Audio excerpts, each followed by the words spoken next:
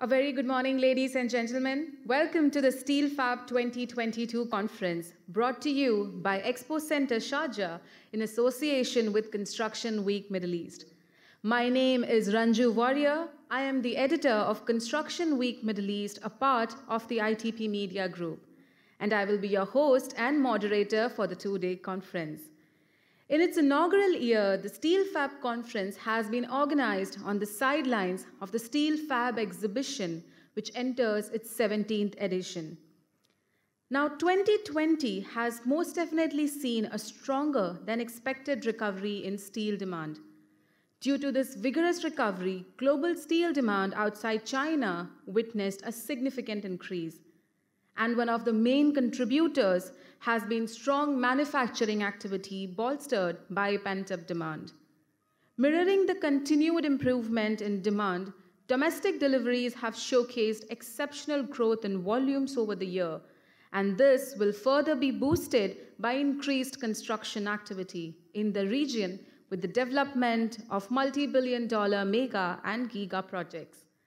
Now, today's conference will focus on the demand and supply gap and how this gap can be fulfilled, as well as how has the pandemic taught us and forced us to adapt to change for a better present and a stronger future of the industry. On that note, I would like to kick off our conference this morning by inviting Mr. Ali Al-Jari, Director of Exports at Sharjah Chamber of Commerce and Industry, to deliver the keynote speech. Please welcome Mr. Ali.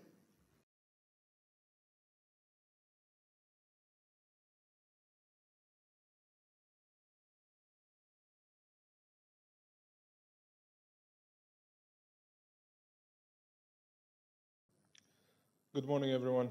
Greetings to one and all. And I hope this morning has been well for you and your experience here at SteelFab.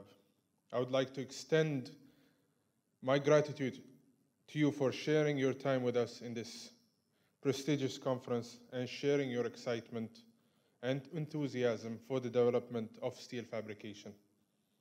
With the biggest names in the industry here today, I too can only share in the anticipation, waiting for the insights and information packed within this two-day event. Indeed, just before I stepped onto this podium, I looked over everyone and thought about the sheer wealth of wisdom, knowledge, and experience at this moment. However, I also thought of the time that a gathering like this would not even be possible. We saw lockdowns in many countries and quarantines in others. It was a social and personal problem that weakened the state of connection and communication. But more so, it was an economic and professional predicament that we were no strangers to. As a significant part of the market, the steel fabrication industry also faced its concerns during this crisis. For instance, business faced several logistical issues after stricter border control and travel restrictions all over the world. These limitations caused the movement of goods to and from sites and plants to be as difficult as ever. They staggered the flow of domestic supplies for local projects and the processing of unique materials for more international structures. There were limitations to how we could move these resources. And as we discuss this, we know that human resources encountered the very same obstacles. We also needed to provide our employees with the necessary support, safety, and security during such unprecedented times. As we transferred properties from site to site, so too have we transported people to various locations, and I know that business also met concerns in this process. Limited transportation options limited the manpower available for productive operations, adding the fear of COVID-19 itself. We saw a considerable number of absences regarding personnel. As a result, work hours noticeably decreased as they were done remotely. while convenience expenses equally increased to assist staff going to work. It was tough to manage such resources during this period, but I believe our heaviest predicaments manifested in the relationship between demand and supply in the market. Leaders and executives alike have observed fluctuating demand and supply relationships in certain regions as the pandemic continued. There were surpluses in some areas and artificial shortages in others. I am aware that manufacturers experience stockpiling and excess inventory because of these, even resulting to unfinished and finished products. And not only is it a matter of concern within their respective factories, but it also recalls the issue of border closures. As I have shared, it became more challenging to exchange such goods abroad, so they were left to be stored instead. Meanwhile, those who transact find clients and customers delaying payments, which further stunted the growth of economic conditions. While the pandemic impact varied from company to company and sector to sector, it is evident that it left substantial predicaments for us to resolve. Still, as I stand here before you today, I'm glad to present the change in this situation setting when we consider how more and more nations are beginning to open their borders. We can also view the opening opportunities for the steel fabrication industry. Soon we can expect that demand will be higher, supply chain will be faster, and sustainability and stability will be more attainable. The World Steel Association reported that international demand for steel is anticipated to recover to pre-pandemic levels in 2022 as they fuel more robust industrial activity, especially with rising oil costs and the pandemic being handled. There is a more robust projected rebound for this year. Elaborating on this, we can begin with how the United States contributes to such demands through the optimal performance of their automotive and durable goods sector. Moreover, the European Union is also joining in this re-emergence with its steel utilizing sectors displaying similar demand levels. In Asia, Japan and South Korea are spearheading this effort as exports and investments have assisted in such demands, with the manufacturing, automotive, and machinery sectors trailblazing such processes. Although there is much more to say about other countries, general demand observations tell of positive outcomes, which are only soon supplemented by strengthening and streamlining supply chains. Institutions and organizations are initiating strategies to further recovery. When we recall the bottlenecks and backlogs previously mentioned, there is a call to address the situation by devising appropriate plans and strategies. Industry leaders and policymakers are now taking the helm in this endeavor to release recommendations that companies could consider. They suggest functioning on more flexible business frameworks and well-supported balance sheets. They also advise developing deeper private-public connections to pursue better risk management among those involved and future disruptions. As you know, UAE is currently gearing up for these goals and objectives through its recently announced Industry 4.0 program, which seeks to bolster the innovation within the country, aiming for a 30% rise in manufacturing and over $6.8 billion to our GDP by 2031. It is also envisioned that the steel industry will take precedence as it's one of the critical sectors of the country.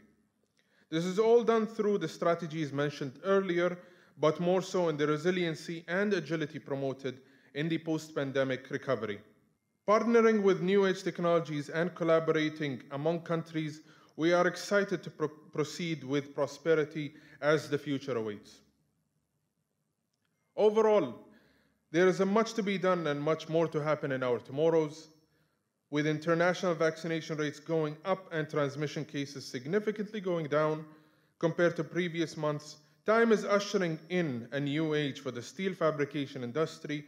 From a time when border closures prevented the successful exchange of goods and resources, now we are moving forward to a time that better facilitates these limitations. From a time when travel restrictions disrupted the smooth transportation of staff and personnel, we are moving forward to a time that we can better promote their safety and security. From when our circumstances stopped us, now we are moving forward to a time of opportunity and openness. And while this time foresees uncertainty, it promises positivity and productivity. As we reflect on our yesterdays, todays, and tomorrows, might I only encourage you to continue moving forward as we approach the time of prosperity in all our countries. Thank you, and have a pleasant experience at SteelFab.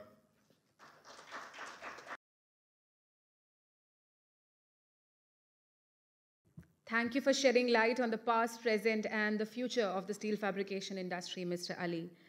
Now, the industry has definitely seen a change, as Mr. Ali just mentioned, since the onset of the pandemic. And our panel discussions today and tomorrow will dig deeper to understand these changes and what awaits the sector in the near future. As we now move on to some thought-provoking discussions, we will demystify some of the learnings from the challenges caused by the pandemic, as our panelists will discuss how this has affected regional demand and supply. To kickstart today's discussions, in the first panel, I would like to invite our panelists, Dr. Ankur Dana, CEO of Dana Group, and Mr. Rajesh Bangale, Fabrication Manager at Dry Docks World, a DP World company. Please put your hands together for our panelists. Thank you very much for joining me today. Now, as we know, the world enters the third year of the pandemic, while industries and sectors, as well as countries, continue to get stronger and stronger every single day with vaccination rollouts and better plans and procedures. Now, let us understand from each one of you, how has the past 2 years been for the steel fabrication industry, and what kind of changes have you seen since the onset of the pandemic? Let's start with you, Mr. Rajesh. Yeah. The pandemic has been a tough time for everyone, and our processes have changed and adapted at our dry docks facility. We rolled out vaccinations for all our employees and ensure enhanced HSS EQ processes were put in place. We have had to adapt to social distancing restrictions, more PPE and sanitization materials, but as this has been the new normal for the past couple of years, our team has successfully made these transitions. That's right. Coming to you, Dr. Dana, how has it been? Like, what would you like to say about the transitions that you've seen in the past 2 years? I'm sure it must have been. Yes, Ranju. So, for us, I would say we can divide it into 3 phases. The first phase was, I would say it's the crisis phase. That's when the pandemic struck. That was the initial 2-3 months, and it was really a tough time for all of us. And the situation was such that things were unknown. We were not sure whether the vaccination is going to come. We were not sure about how would things shape up. Logistics was in a big mess, and we had lockdowns all over, a very high degree of absenteeism as well. You know, the steel industry is a manpower intensive industry, so we had a lot of issues over the initial 2-3 months. Then the next phase was the 6 to 9 months of 2020. So that was when we realigned our processes. We came to know about how things have shaped up. So as you know, logistics was a big challenge. So we tried to move to local suppliers for all our imports were increasingly being replaced with local suppliers. As far as manpower shortages were concerned, we tried to have a redundancy plan. We put together training, we put together manuals in place so that, you know, just in case somebody is not ill or people were stuck back home in India or Bangladesh. So we had a redundancy plan in place so that people would adapt to the processes by going through the manuals, going through the processes. So it actually helped to improve our process. It was kind of a blessing in disguise, where we tried to have certain processes in place. It had to be well documented. Our dependence on certain personnel was kind of reduced because of these processes. So that's the next 6 to 9 months, and after that it has been getting back to normal. The vaccination started to come. The flights opened. We could have the manpower come in. Logistics still remains a challenge in our industry, but as we have increasingly moved to local suppliers for that, and it's actually good for us as well because our customers have also moved to local suppliers, so it's good for the industry as such. So that's how we have shaped up our strategy for this. Yeah, I mean, it has been a tough time, we have to agree that. But then again, as you said, processes and resilience and optimism, that has obviously helped. I would say not just the steel industry, but across the globe, every single industry, and that goes for the construction sector as well. And as you mentioned about local supply chain, we will go back to that topic, just in a while. But coming to you, Mr. Rajesh, we all know that the supply chain disruption has obviously called for new learnings and new solutions, which has become a part of the industry now. As key industry contributors, what did the pandemic teach us about supply chain? What were the changes that we've made since then? We have experienced logistic challenges, including delays to materials arriving. So timeline on projects have been changed. And we have actually mapped our inventory management to ensure we forecast enough spares in stock, helping to mitigate potential project delays. These are the things which we control from our end. That's right. And I think I would like to come on to you as well, Dr. Ghana. Timeline change has been something that across the globe, delays and project delays, and then, cost implications have been time and again we've seen this. What was it like for your company? Yes, there was a significant timeline change when it came to deliveries because, we had issues in our imports. Shipments were getting delayed for various reasons. But I guess the steel industry as a whole, it's a very close-knit community, and we have all supported each other well, and even our customers were understanding on the delays. And so though we had delays, it was well communicated to our clients, and they have accepted the thing. So overall, I think the steel industry has been a close-knit community, and not just that, the GCC in general is a comparatively much more vibrant economy. So people have taken it in their stride, and overall the steel industry has emerged as a winner in this. The last year, 2021, we saw a steady increase in the prices as well, which was a commodity super cycle. So what all the losses we had made in 2020 was recovered in 2021. Yeah, that's right. And I think the vibrancy that you're talking about, the GCC economy, also comes from the innovation and the adoption of technology that the countries have seen. So tell us, what role did innovation and technology play in helping the steel industry, adjust and meet the new market requirements? Blockchain data and resourcing ERP solution supported in giving full visibility across the globe, implementing the new SAP system. And then logistic and tracking systems help plan activity on the site. Then third one is standardization and usage of profiles. Like there are different profiles in steel industry. So we are trying to have a standardization in the engineering stage itself to reduce various profiles and scaling requisitions. Engineering design companies should also standardize steel grade basis applications such as to reduce production challenges at the steel mill. For example, if you are building turrets or you are building top side modules, so you know that which are the profiles required and all. So if design companies can also take care of this one, then it can help us. Yeah, I'm sure that must have also, streamlined the processes a bit better. Yeah. Coming to you, Dr. Ankur, what was it like when, talking about technology adoption? We've seen how technology played a very key role during the pandemic and how it helped us all transition these many number of years. What was it like for the industry? Yes, Ranju. So for us also, it was pretty much as I told you. Our processes were not much standardized. We had not documented, or we were not having certain statements of purpose or statements, method, instructions for all the various processes. Most of our processes are manpower intensive, but nothing was very much well documented. So this was during these times we tried to document the certain processes, and we trained individuals, and we cross-trained people from different departments. So, for example, if a production guy was involved in QC and QC guys were involved in logistics. So, overall, after all this has happened, our team has become much more resilient to handle other roles, because this came as a part of, people were getting ill, people were not reporting to office, so we cross-trained them. So it has actually improved our staff, our manpower in various processes. That was the human aspect of it.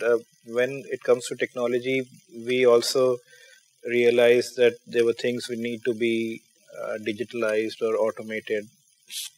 So we like my colleague was saying, they have implemented SAP. So we also got into implementation of ERP, which has helped on that. And not just that, when it comes to innovation, crisis periods like these, they bring out the best in you. So we had this huge roof area which was just lying vacant for many years, and all during the past 2-3 years, the various solar companies were approaching me, but I never took it in as a very serious thing. But I realized when this was crisis time, and you're trying to save costs and you're trying to think out of the box. So we actually realized that we had 1 megawatt of solar power just lying vacant on a roof. So we got that solar power implemented, and which is there's an excellent initiative from Dubai Electricity and Water Authority which allows reverse metering. So the solar power on our roof has actually helped to reduce our costs, and it was all there during the last many years, but it was just because the crisis brings out the best, and we actually thought out of the box and implemented things in a different manner. And obviously it has most definitely taught us that resistance to change and innovation and technology is not going to take us anywhere. And I think most of the industries, especially the construction sector as well as the steel industry, has learned the lessons, I would say, in the past couple of years. Now, going back to where we were discussing about local supply chain and how the localization of the supply chain really helped us.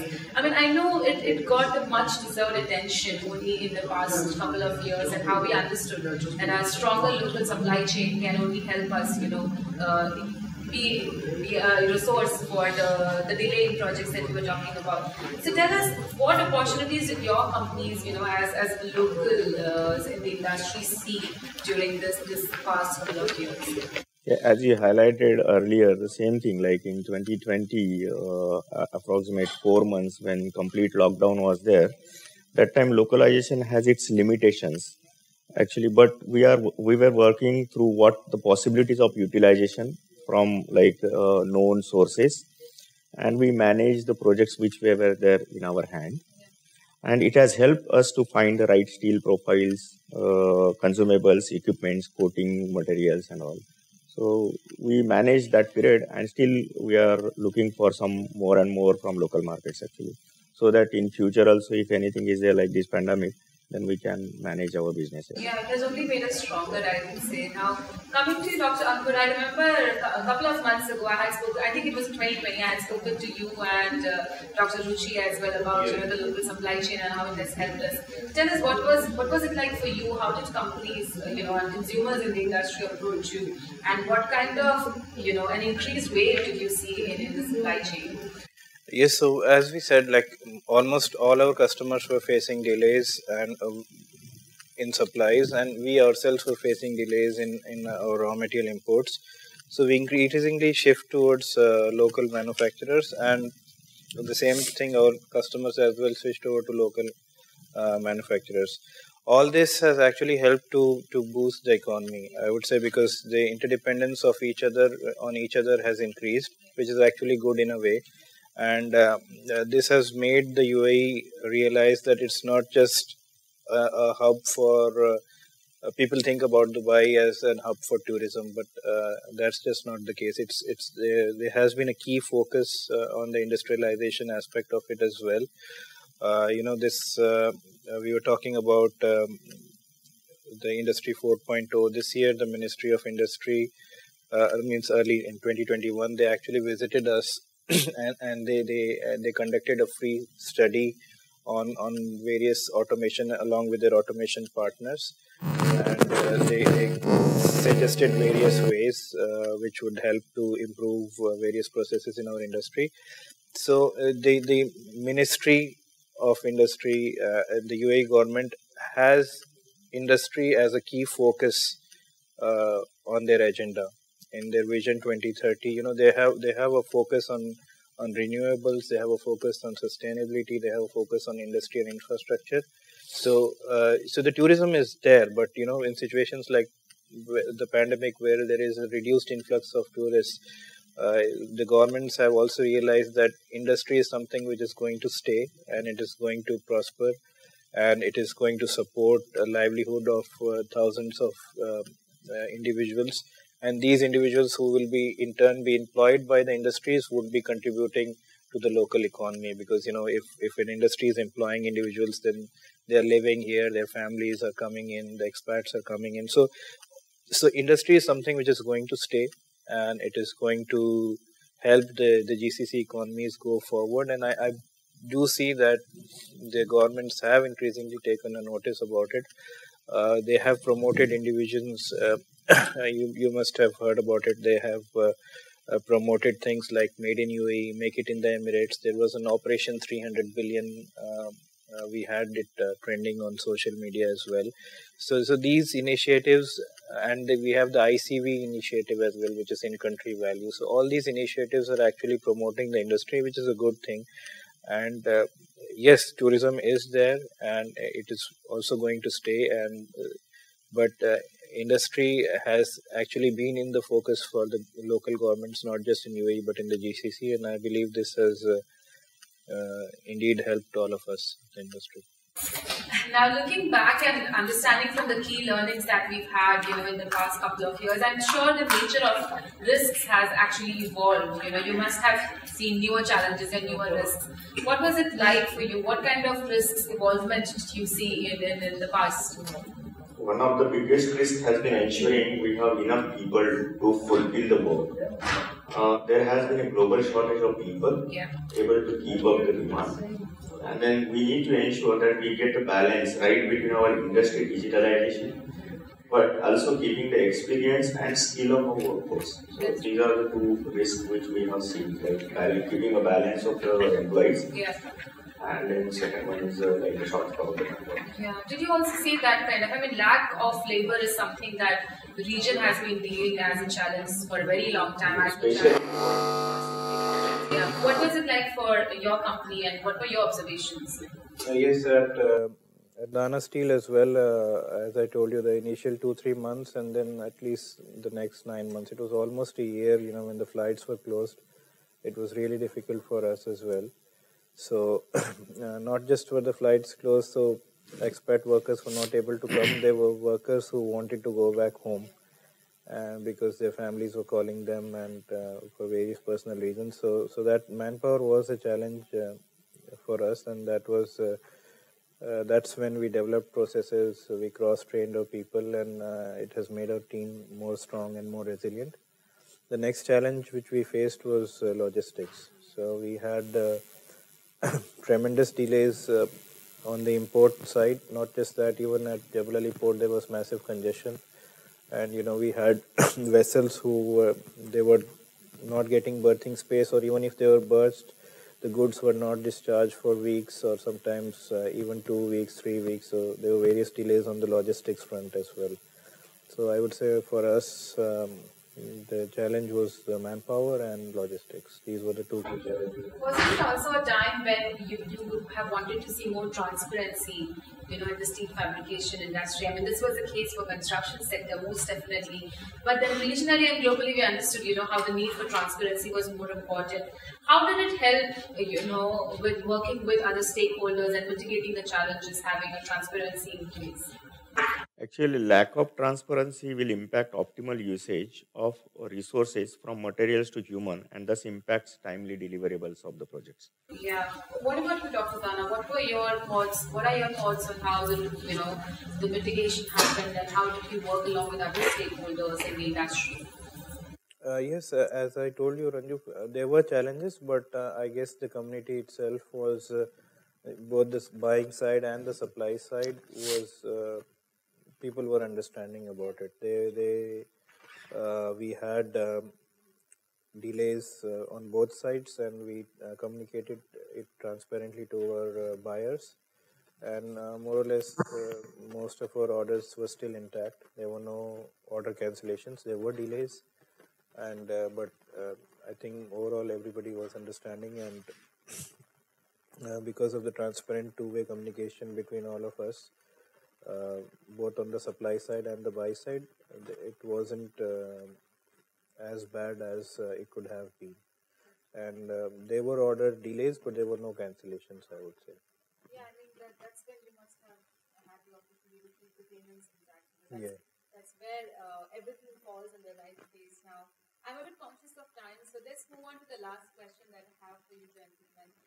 What are your final comments and thoughts about, what are your expectations from the industry in 2022 and beyond? Where do you think will the industry be, in this year, and what will the recovery curve be like? Yeah, final conclusion, there are like 4 parts which if we divide in. So first is a support mobilization of human resources. Second one is a review of the logistic approach for the industry.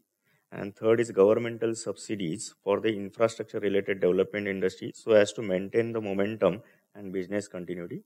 And the last one is a long-term contracts to be established with the manufacturing industries and keen focus on renewable segment energy projects, like as Dr. said, like solar projects and all. So then if we look into all these things, then we can continue the works. Yeah, that's what I know you said about solar projects, renewable energy, and more sustainable development towards the industry. What are your expectations and as a banners needed company?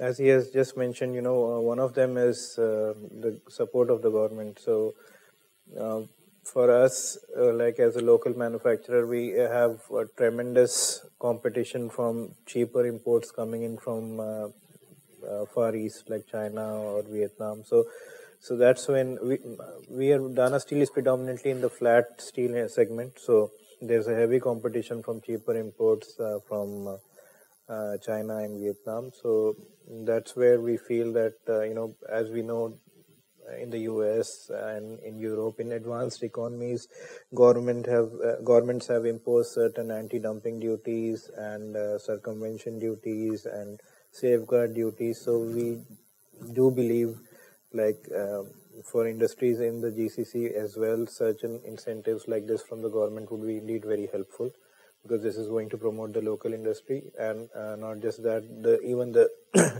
the smaller consumers would be enticed to buy from the local manufacturers. So at the end,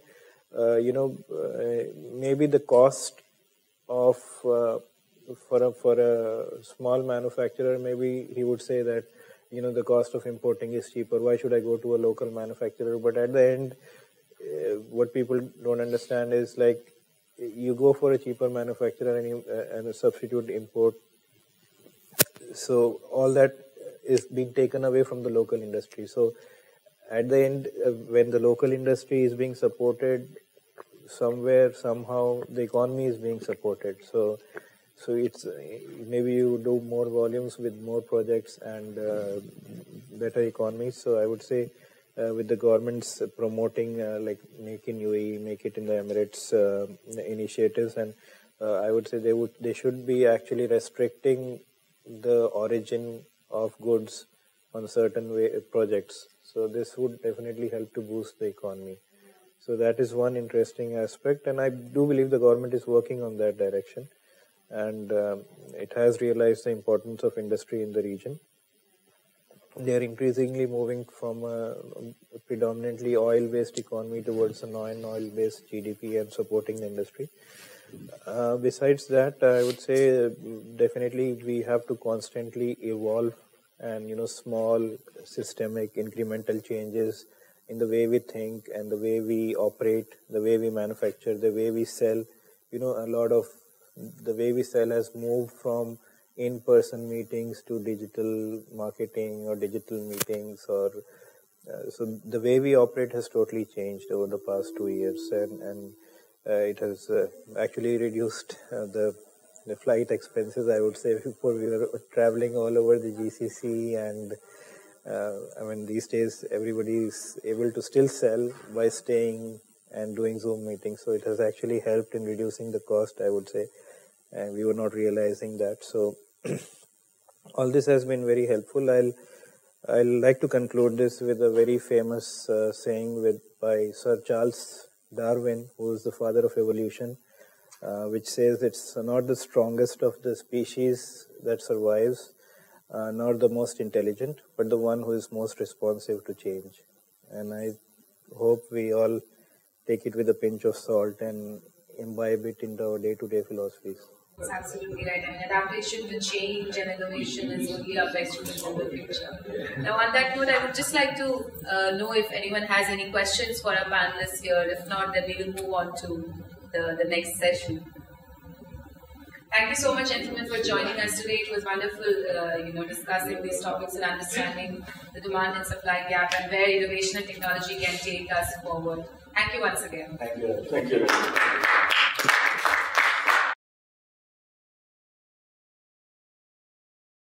In our next panel, we will be assessing the changing dynamics of the structural steel fabrication industry, and both our panelists will be highlighting some of the factors that have contributed in the market's evolution in the last decade.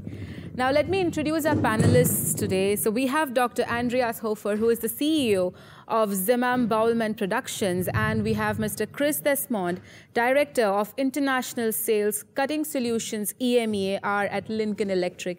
Thank you very much, gentlemen, for joining me today on this discussion. It's a pleasure to have you. So let's kickstart our discussion this morning. Now, we know that the increase in the number of construction projects as well as the energy projects across the region has been a driving force for structural steel fabrication in the market. So let us understand from each one of you on what kind of changes have you seen in this demand in these particular industries. Let's start with you first, Chris. Thank you.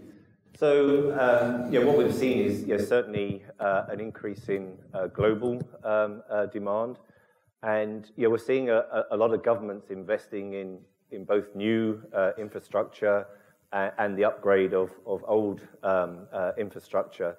And the knock-on with the fabricators is that they're now demanding higher productivity, improved safety. When we look at the way companies are developing, the safety of their employees is becoming more critical, and of course sustainability, lower energy costs, improved productivity, etc. So that's really the changes that we've seen, and then repeatable quality when the materials are being erected on site. They want to make sure that the parts come together correctly the first time to remove any rework on site. And I think the other interesting development is that we're seeing more cooperation between competitors. The projects are becoming more demanding, they're more time dependent, and so you are seeing a lot of the larger organizations working together on single projects to provide solutions to each part of the project. And so, obviously always helped the industry, and I'm sure that's exactly how it has been for the steel fabrication industry. Coming to you, Dr. Andreas, I want to understand what were your observations? How different were it from what Chris just mentioned? I mean, I'm simply underlining what Chris said. Since the collaboration has as a consequence the acquisition of Zeman company from Austria. Absolutely. Because the audience, very few of you should know that Lincoln Electric acquired Zeman company. We are an Austrian company, a family-owned company in the past. And most probably the purpose of this acquisition was exactly this cooperation Chris and you are talking about. Yeah. It means combining the forces, strengthening the forces in difficult days even. And I believe together, Lincoln and Zeman company, we offer a full solution for the market. So in these days, I think you should not be a mercenary running around on your own and trying to do whatever you can by yourself. But combining forces and strength was the sign of the time. Absolutely. And this is what Lincoln Electric successfully did in the past, and we appreciated, let's say, the offer. And now we are very successfully cooperating with each other. So whenever you guys have a chance to meet with us at the booth, you see the strength, what we are offering for the market. Yeah. Let it be the power source from welding, the welding wire, consumables, the plasma cutting unit, the fully automation plants, what we are offering. This is definitely the future, let's say, to cooperate, offer automation to the market. That's very interesting. And I'm sure the construction, obviously, and the other sectors that work with you closely would most definitely benefit from, those products and those services. Now, we know that structural steel is obviously of paramount importance for several sectors. And, with changing methodologies, with the improvement of modular construction and more sustainable methods, it has obviously become a pinpoint for most of the consumers across. So keeping this in mind, how have steel fabricators revamped, or revamped the research and development methods, to fulfill this demand and to meet the influx in demand that we've been seeing? Let's understand from you. I think that the main change that we've seen is the investment in automation. To Andreas's point, Lincoln Electric over many years has invested in automation solutions. We want to provide a single source supply that we can take single source responsibility for. So absolutely, investment in automation. I mentioned productivity. We're becoming more and more competitive in the market. So we need to dramatically reduce the touch points for the production cycle. And I think all of us recognize is the challenge in securing the workforce. So we want to de-skill the operation. When we look at a lot of the designs that take place today, they're very intricate designs, using various high-level CAD/CAM systems. What we want to be able to do is extract that information and use that for both the cutting and the welding processes. So very much de-skilling the process, and I think that by improving the automation, it aligns the goals of both the fabricators and their customers, because their customers expect on-time deliveries, shorter delivery time. So our customers recognize the value of investing in automation, and it helps serve their customer base too. So. And I'm sure that has obviously also helped in, changing processes and adapting to change, like how Dr. Dana also mentioned earlier. What are your thoughts, Dr. Andreas?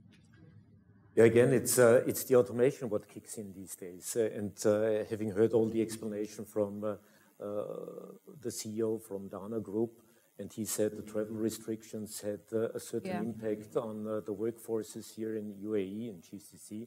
And I believe if there is a way out, it's the automation, it's the machinery what we can offer. Of course, we know that structural steel fabrication is not easily comparable with automotive industries, let's say. That everything is completely fully automated. You still have the chips, you need workforces here and there. But just imagine if there is a big order intake and you have automated equipment, you simply turn on the machine and you work it off. And in other cases, workforces, you have to ramp up the labor force.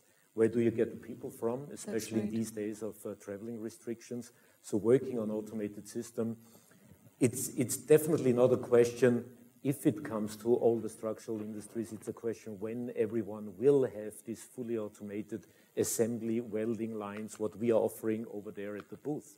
So I believe Still, the labor costs are low, that's very clear, but the availability of worker, that's the question. And even if the labor costs are still on a comparable low level, but if you don't find the people, you have to change your style of working. Yeah, that's right. And the industry, especially Zeman Company together with Lincoln, we are offering solutions. We are offering automated solutions to the market. And I think also, Andreas, is that a change that we've seen is the way we communicate. That's right. So you know, a lot of us are probably tired, you know, with the WebEx, you know, Zoom meetings, etc. But our ability to communicate remotely, but also to support the machines remotely, you know, because of the travel restrictions, you know, we've had to find different ways to be able to install the machines locally, you know, using the local team rather than bringing, you know, teams in, you know, from America or from Austria. So again, it's improved communication using the local teams, educating, provided e-learning, but certainly our communication channels have greatly improved, you know, during the last you know, year and a half. Although we were just speaking to a colleague here, Andrew, that we also accept very readily that there's no substitute for, you know, these face-to-face meetings. So Absolutely. You know, we've appreciated the opportunity to be here at the SteelFab exhibition, you know, to promote our, you know, joint cooperation. And we always smile because you know, Andreas always is focusing on the welding, and Lincoln Electric is renowned as a welding company, but to be able to weld, you have to cut. And so I'm always promoting the cutting side of the business, Andreas. But again, it's a good communication and collaboration. Exactly, Yeah, that's where the key is, right? Yeah.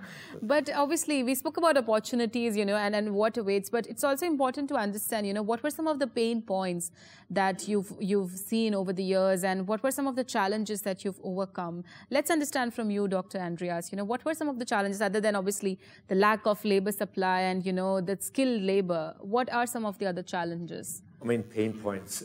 I think everyone knows, being present here, what were the pain points in general. It was definitely the pandemic. Absolutely. It was definitely the fact that we have not been able to attend SteelFab shows over the last 2 years.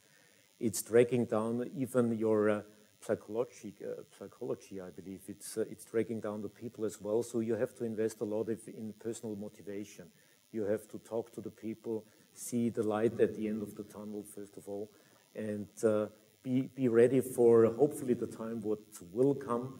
And we believe we are in a business segment which will be very well accepted as far as automation is concerned. So this is our big hope and our big belief that especially automated machines, what we are offering in assembly, well, in cutting, of course, together with Lincoln. So this is the perspective what we have and what is really motivating us for the future. So pain points, structural steel in the UAE. I believe quite a lot of companies have been suffering from the high steel prices, maybe lack of local orders, if I may say so, from a very high level point of view. And I don't see a lot of constructions here going on the market. I hope that there will subsidies, as my speaker before us has said, that there are subsidies on the market, promoting again commercial projects, hopefully industrial projects. Oil and gas still strong, for sure. Our machines offer support for racking systems for oil and gas. But again, coming to your question, pain points. I mean, of course, there are many, but the one what is driving us as sales guys, as CEO of the company, is to see the future, motivate our people, stay strong in your belief that the time will change. That's right. Be there, take off the mask in such a beautiful location, which is nice as well. That's right. Yeah. And but I believe we go through, and we will be stronger than ever, hopefully. Yeah. And I think also, you know, for all of us, you know, the challenge is supply chains. That's right, you know, that's something that Lincoln, you know, has really worked very closely with our suppliers. We've you know increased our stock levels to be able to meet the demands of of our customers. But again, you know, communication with the supply chains has been key. Yeah, absolutely. Well, yeah. Just confirm that. So supply chain, we are really affected by availability of parts. I call it shortage industry in these days. So I believe we had a quick turnaround and having more parts on stock to be able to deliver the machines just in time. But we still handle that. So there is a certain delivery time, maybe a bit of increase in delivery time, but there has to be a foresight, a perspective, and you are reacting faster than it was in the past. So we have to handle that, and we are doing that. Yeah, I mean, obviously, and all the other countries in the world are also, even though we are in the third year of the pandemic, the countries are managing it better, with vaccination protocols going on in place, and, and not so many border closures despite having new variants every other day, So that obviously, even with that delay that you were talking about, you are still able to get the project moving forward. Yep. That is exactly where it is. You're not stagnant at any point like how it was 2 years ago. Yeah. And it's also forced us to look at our production processes. That's right. Cross-training. If someone's not available, to work, that we've provided cross-training so that someone else can take on, that responsibility. So as a company, it's also, given us the opportunity to provide other opportunities, to the employees, and really focused on training. Absolutely. And I think Andreas raises a very good point. Motivation. The communication from the senior management throughout the company, we've implemented additional communication protocols so that Chris Mapes, our CEO, is weekly communicating with the complete global team of Lincoln Electric, and I think that's really helped to communicate a clear message, but also to motivate the team That's globally. very important. So. Yeah, that's very important. Now, just moving on to a different topic altogether and talking about climate change. I mean, we all know that steel production has always remained, very energy intensive and obviously CO2 intensive as well. So just want to understand from you, gentlemen, how has steel fabrication, both cutting and welding, been made more sustainable, now that we are looking at the impacts of climate change and companies and countries are moving towards net zero, emissions. Let's understand from you, Chris. Good. So I'm actually based in the UK, and we work very closely with the British Construction Steel Association. And one of the messages that we've been promoting in the UK is that steel for life. Steel can be recycled continuously. Yeah. So it's a very good material to use in the construction industry. We're certainly seeing lighter materials, but with additional strength being used in the construction. So just lowering the transport costs and the cost of the materials that are being used. But also from a technology perspective. So we've introduced a range of new products that are all inverter-based technology. So that inverter is using less power in both the cutting and the welding, using less gas consumption. So again, Lincoln from a sustainability is always looking at methods to reduce the energy cost and for both our production and for the customers. And what's interesting is that we see different customers react differently. So we've got early adopters that really want to be at the forefront of this new technology, and others that are more conservative. But certainly globally, but particularly in the markets that I'm more comfortable in, it really is the sustainability that using steel for manufacturing is a benefit. That's right. What are your thoughts about that, Dr. Andreas? What kind of changes have you seen towards a more sustainable steel fabrication industry? And why I ask this is also because if you look at Expo 2020 Dubai, it's one of the biggest examples of where, a lot of temporary structures have been built. And one of the main elements of the construction of those projects and pavilions is obviously structural steel. So what are your thoughts on that? Yes, Chris said the recycle factor for steel is amazing. Yeah. And I just give you an example. We as Zeman company, we are structural steel fabricators, well, not only machinery building. And we got the order in 2010, I believe was, during the European Championship to expand the capacity of a stadium, of a football stadium. And we have done the expansion only by steel structure. And it was like 10,000 seats up to 40,000 seats, and the additional 30,000 seats we have only done in steel. That's right. And after the European Championship, actually it was 2008, and we rebuilt the whole stadium. We took the steel off, and we recycled everything. We had even a better price for the recycled steel. We sold that because the steel prices at that time, they were really in our favor. So this is a beautiful example. If you do that in reinforced concrete, never ever. I mean, if you do that in concrete and you have to dismantle the whole stadium, you are dead. I mean, you really have to invest a lot. We just screwed it off. We took the beams and we used it for other projects. First point. Second is lighter structures, what Chris said. We came up with a totally new technology. We call it our Corrugated Wet Beam, which is a sinusoidal waved web, and it has only a thickness of 3 mil. And if you use that beam comparable against, let's say, hot rolled section, build-up sections, I know you're not an expert, but guys maybe over there might understand. So you save 30% weight. So having the same load-bearing capacity. So we are offering that machine to the market as well. But it takes a certain learning curve to accept the advantages, see the benefits, but this is CO2 print. This is reducing weight and still have the same load-bearing capacity. And automation, I mean, it's talking for itself, I believe. If you automate the process, you are safer, and there is only one operator working on a machine which does fully automatically the fitting and the welding of difficult structures. So we are strong in that segment.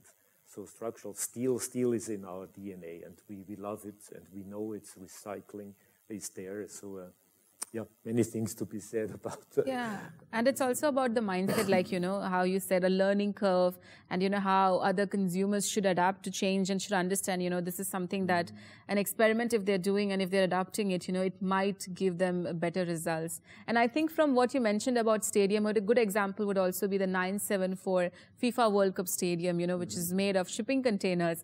But the main, you know, the whole and soul obviously is the steel structure into which those shipping containers go.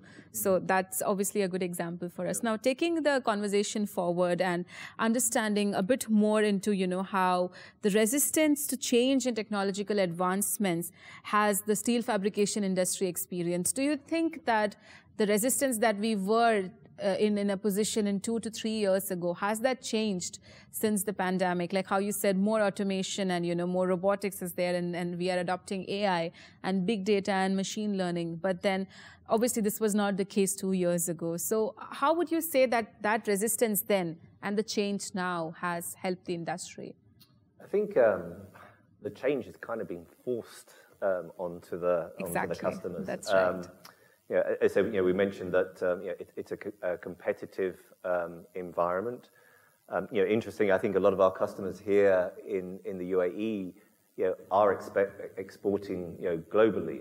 So you know, they need to meet all of the relative standards, you know, for the countries that they're supplying, you know, the structural steel to. But also, if you look at, as I mentioned earlier, with the design of the buildings. You know, they're becoming more intricate. That requires, you know, more you know, detailed design. Absolutely. You know, calculations for, you know, load-bearing, safety, etc. So I think, you know, to remain at the forefront of the industry, you know, the customers and the fabricators need to be investing, you know, in the software and in the automation. To remain competitive. That's very interesting. What would you like to add on to that, Dr. Andreas? Yeah, I mean, the pandemic and all these difficult years gave us the chance to increase digitization. I mean, every software tool, especially Austria, let's say. So we were a little bit behind the digital things. That's right. And we said, yeah, we have to do this and that, but you know, there was no push. And out of a sudden, we recognized all these Teams meeting, the WebEx meeting, all the digital things. I mean, our company, of course, we were good in controlling that because our automated machinery is driven mainly by software tools. But even personally, I had a feeling we need to change quickly. Yeah. And that was a good thing, actually. So we changed in Austria, we changed in our company as well, doing this Teams meeting, WebEx meeting, understanding that flying out is not always necessary, CO2 print again. Absolutely. So have the meeting, have the sales meeting. And I remember it started on the 13th of March, 2020. There was the first announcement of the first lockdown in Austria. And 2 weeks after, I sold the first machine to, not the first machine, many machines already there, but the first machine without any personal meeting to Australia. And there was a customer there, and he said, Andreas, it's the first time for me that I make such a huge investment, honestly saying, don't be afraid. There is a certain investment in automation. But he said, it was the first investment for me over a video conference. And I said, honestly, believe me, Scott, it was the first investment, first sales over a video conference as well. So I never did that in the past. And we get along very well. It worked out pretty well. And just imagine Austria to Australia. That's I right. mean, it's similar in name, but it's a long distance. You know, you fly out 17 hours, and it saved a lot of things and efforts. So digitization again, software increase, and all the efforts, the research development we have done in a very short time in automation, and that helped actually. So that's not a pain point. That's a comfort point. Yeah. Let's say. and a development. And I think and many of the customers now, they want to measure the manufacturing time, the MRP, the ERP data. So that's something that, again, that by combining the automation under one platform, we're able to provide, very much more detailed on how long it took to process a particular part. That's right. So again, the fabricator can be competitive, but win more money for his pocket, when that allows him to do, because he has a real understanding of the genuine cost to manufacture. Exactly. So I think ERP, MRP is a very fast developing part of the solution that the customer is demanding. Interesting points there. And I think both your points also aligns with what Andreas just mentioned about, how investment into research and development and understanding, what are the pain points that we should be, working on and trying to change. I think that has obviously helped us all, mitigate these challenges and overcome them. Now, just going back a little in understanding about the lack of skilled labor that we were talking about, oftentimes, and this is also a case with construction sector, there are times when you have a lack, in the skilled manpower force, and then you're not able to get in the right people on board, to do certain operations. Now, understanding this scenario, how has it been for the steel industry? Obviously, you didn't see much of a stagnation at any point like how the construction industry did. Obviously, there were logistical challenges, supply chain disruptions, but then, coming in from a lack of manpower, what was it like for the steel industry, say from 2020 until the last year? I'll let you go on that one. Yeah, like in labor force, I mean, that's definitely a main issue, let's say, that was driving also the automated industry and especially our research development. And also we as Zeman company, we are struggling getting the right people. If I talk about America, everyone is talking about the big quit, the big resignation. And the pandemic has a certain influence on the people as well, because they stay at home and they see things differently. They meet their wife sometimes a bit longer than they have done it in the past, and they recognize there is a second life as well. And I don't think it's always a positive thing, because some guys quit their jobs in the belief it might be a beautiful, bright world, but still you have to have your job to pay your bills. So that is a certain fluctuation right now, what we are experiencing, especially for the young labor forces. So a lot of people go for life-work balances these days. And working in our industry, it's not all about work and life balance. It's about hard work. You really have to focus on your job, be passionate what you are doing. But I see a little bit of changing of mentality, let's say. Yeah.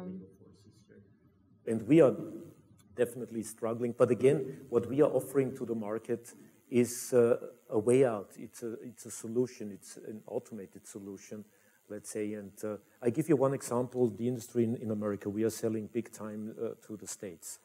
And they are really struggling to get operators, welders, fitters, any kind of. And they are offering incredible salaries, let's say, to these guys stepping into the industry. What they are doing is to offer a bonus for the first 3 months. And it's like a 3-month bonus, what they pay out, just to recruit the guys. They stay there for 3 months, and then they quit the job. And then they go to the other company getting the same bonus again. So there is an incredible fluctuation only driven by money. So there is no really loyalty sometimes to the companies. This is what I experience, especially in the States. In Austria, fortunately, our company is located at a very remote place.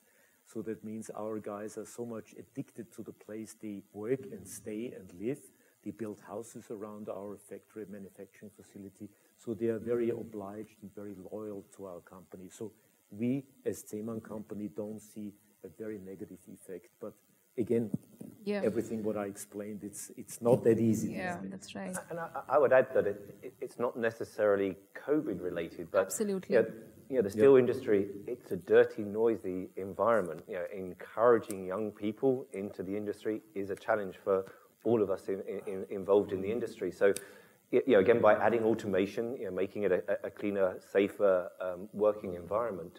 But the other point that we should realize is that we have an aging population, working population in the steel structural industry. Yeah. So more people are retiring than are coming into the industry, either as apprentices or young engineers. So we need to encourage and attract more younger people into the industry to maintain the level of service that we can provide. But again, automation is probably the largest driver, to make it more attractive to the younger generation. Do you guys have, like in your organizations, do you have some kind of training and development programs, say for graduates who are, are going out into the universities and just making the steel industry a bit more comfortable for, the young? And what is that like? Like, what kind of trainings do you offer in that 100%. Case? So Lincoln Electric, we have a variety of training programs. So from apprenticeships, we have our own welding schools. We bring, once they've gone through the basic training, they'll then go through the different departments within the company. So Lincoln very much invests in the apprenticeship type environment, and we work with a number of industries. Indeed, we have dedicated personnel just for the learning within the organization, and working with different partners in the industry to pass on those skills. Yeah, interesting. So that is the big corporate Chris talking about. If I focus on the small company, Zeman, just imagine we have an average age in our company of 23 years. Okay. So just imagine, I'm definitely one of the oldest guys here. So I'm killing the average. So, but I know, especially also the fabrication business, or let's say our clients, when we bring in the machine, there is two choices of operators, let's say. Are these the older welders taking on the operation of the machines, or are these the younger ones? That's right. And believe it, it's definitely, sorry to say that, but it's the younger, the kids. They love to work on robotic systems because they do it all the time. I mean, they have their mobile phones, they have their smartphones, they swipe here and there, and it's exactly the same stuff what they are doing in our machine. So they have their panel, they start pressing the button, then they have their joysticks moving the robots. So this is what they love. Yeah. Don't use an older, if he's open-minded, perfect. So let's work him on the machine, perfectly fine. But if he says, oh, I've done it differently in the past, and welding is different, and I know it far better than the robot ever does, it's killing the machine. So get the youngsters in, let them work on the machine. They love the joysticks and all these playing around. So this is definitely my experience. Yeah, and it's also about creating that kind of opportunities, Right. Yeah, it's creating opportunities for youngsters. Absolutely. And I always said in the past, our business is driven by 3D. Now, three-dimensional data, everyone knows that, but 3D also stands for dangerous, dirty, and difficult. So that was the past in the industry, but right now it's definitely three-dimensional.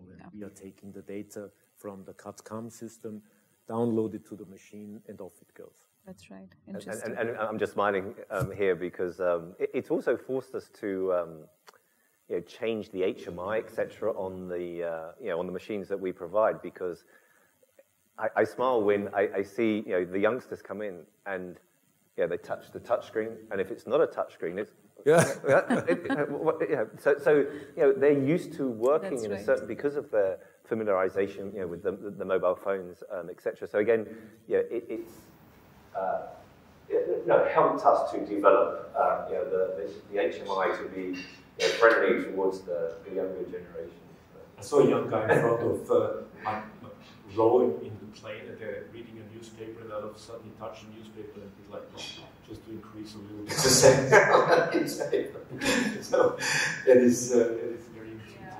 Now, just looking back before, we are almost there, towards the end of the conversation for us. But then, just before we wrap the discussion, I want to understand, if you're looking back, like 10 years back, since then, obviously your company and several other stakeholders have expanded their operations in the region. Middle East has seen an influx in the demand for steel over the decades. So what were some of the major factors, according to you, that has helped fabricators and organizations like yourself, to expand their operations into the region? Let's understand from you first. Yeah, flexibility. This is the name, I believe. You have to adapt very quickly on different market requirements, first of all. So I believe as long as you're flexible enough and you meet the challenges of the market, I believe. So within the last 10 years, a lot of changes for sure. And our main business segment, our main machinery, interestingly, was driven by the initiative of one company here in the UAE. It's a good friend of mine. He bought many machines from us, and I think it was like 16 years ago, he initiated the development of this, we call it steel beam assembler, the fully automated steel beam assembler, because at that time he had the vision, Andreas, there is, you can handle robotic systems for different applications, but can't you do this special assembly weld-out unit for us? So it started here actually for us, for the small Austrian company, and that was driven by the idea of one initiative of one local guy here, and that is reflecting what you are asking for. Yeah. There was a certain mind change already years before, but it takes time. I mean, research development, it's not like a second. Absolutely. You have to deep dive. There has to be passion and commitment of the owner of a company to say, we follow this way, we understand the perspectives, the challenges, and we came up with solutions, and now we are there. Very interesting. What about you, Chris? I think I touched on it before. Globalization. So the companies here, yes, they're serving the local market, but they also recognise the opportunities, to supply, product to Europe and the USA. So certainly, globalization. But I think also, from the Lincoln Electric perspective, is that we've invested locally here in the region. So we have our own sales office, we have our own demonstration center, spare parts, consumables on stock. So a real commitment to the area, to the various trade associations, etc. Because we recognise that to be successful, we need to have the local presence here in the region. So I think a commitment to the geographical region. Absolutely. Very interesting to know. Now, lastly, as we wrap our discussion today, the industry obviously is expected to grow rapidly in the next decade. And I'm sure all of us have our expectations and observations charted in line. But what are some of the expectations that you have, as steel fabricators from the industry? And what are you looking forward to, in the next decade, if that's an easier way to ask? Yeah, I mean, it's I always... It's hard for us to imagine, what's going to take place in 10 years' time. But I think as an example, the industry is always providing innovative solutions. One of the ones that's mind-boggling for me is that on our stand, and you're very welcome to visit, we have the 3D model that's printed in plastic. Well, Lincoln has invested in 3D printing in metal. So prototypes that were taking 3, 4, 5 weeks to produce and at a significant cost, now we can produce in 2 to 3 days. So I think it's hard to really imagine what those innovations are going to be, but it's going to be driven by the industry. We mentioned earlier that the designs are becoming more precise. If you look at the designs of the hotels, actually particularly here in this region, the design of the buildings are beautiful, but they put more demands on the fabricator and us, the machine manufacturers. So that's where I really see the innovations. If I look at the plasma cutting process, for example, the high definition plasma now allows us to process more intricate parts, and I think that's where you'll see the innovations. It will be driven by the needs of the market, and we're here. As I said, Lincoln continues to invest in that type of research and development to meet those needs of the market. Yeah. What would you like to add there, Andrea? I mean, it's hard to tell the future. I mean, Absolutely. you don't have to view into the glass ball, let's say. But first of all, I hope that a lot of people will recognize our technology and buy our machines. Please come to the booth. And I believe what we are offering already is kind of really a good initiative for the market and already a foresight what the future could be in automation, robotic systems. There will be in the future robotic painting. Absolutely. And it's not yet there. There will be even robotic installation of steel structures. I mean, we as Zeman company, again, in the past a small company, now teaming up with Lincoln, we are not perfectly aligned now, but we really offer in total. And it's good for me to have this panel session to understand a lot of things in the background from Chris as well. But what we have done as Zeman company, we built the Louvre, for instance. We built the Yas Tower as Wagner Bureau. Wagner Bureau is part of my ex-company. And we had landmark projects here in the UAE, very outspoken and very great designs, let's say. And there is no boundary, there is no limit for design. Architects are freaking out sometimes and getting totally crazy. And they have to find structural steel fabricators and designers being able to build it. And I think the 3D data situation gives us a chance to develop such kind of totally crazy designs. And then you find fabricators using robotic systems, putting these parts together. So if you go to World Expo and you see the Center of Mobility, for instance, and you walk through, and then you know the vision, you know what's going on in the future. And we as industry, as machinery builder, we are trying not only to keep pace, but be one step ahead of all these developments. Yeah, that's very interesting to know. Thank you so much once again for joining us today. Let's see if there are any questions from the audience. I'm assuming no, but thank you once again, Chris and Andreas, for joining me today. It was a very interesting discussion, and there are a lot of things that obviously I've learned from you, about the technologies that are awaiting the industry, and I'm really looking forward to understanding, how the industry will be adopting those technologies that you just mentioned. So, really, really interesting to have the conversation. You're very welcome. Thank you once again. Thank you. Thanks. Again tomorrow in day 2 of the SteelFab 2022, where we will focus on how the industry has embraced digitization, and we also look into what the future beholds for the industry. Thank you very much once again for joining us today.